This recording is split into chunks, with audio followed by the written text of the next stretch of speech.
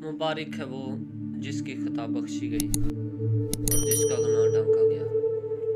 मुबारक है वो आदमी जिसकी बदकारी को खुदा हिसाब में नहीं लाता और जिसके दिल में मकर नहीं। जब मैं खामोश रहा तो दिन भर के कराहने से मेरी हड्डियां गुल गई, क्योंकि तेरा हाथ रात दिन मुझ पर भारी था। मेरी तरावत गर्मियों की खुश्की से बदल गई। मैंने तेरे हुजूर अपने गुनाह को मान लिया और अपनी बदकारी को ना छुपाया।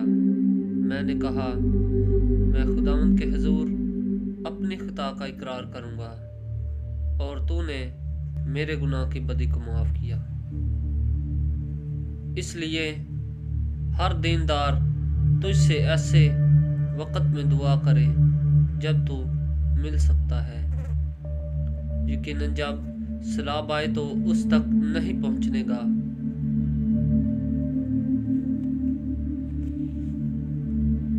तू मेरी छुपने की जगह है। तू मुझे दुख से बचाए रखेगा। तू मुझे रहाई के नगमों से घेर लेगा। मैं तुझे तालीम दूंगा और जिस राह पर तुझे चलना होगा तुझे बताऊंगा। मैं तुझे सलाह दूंगा, मेरी नज़र तुझ पर होगी। तुम घोड़े या खच्चर की मानित ना बनो जिनमें समझ नहीं, जिनको काबू में रखने का साजधाना और लगाम है,